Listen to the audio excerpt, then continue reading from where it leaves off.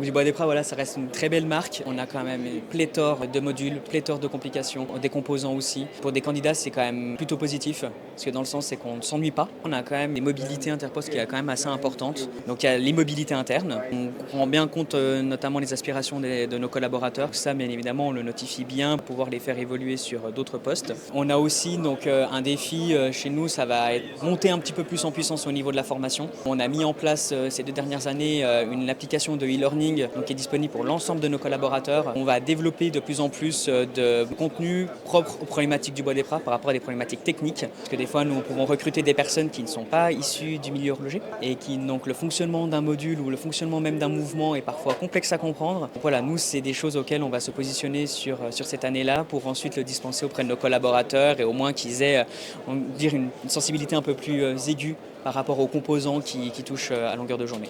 Et ce qui permet quand même d'avoir une certaine rétention un peu de nos collaborateurs.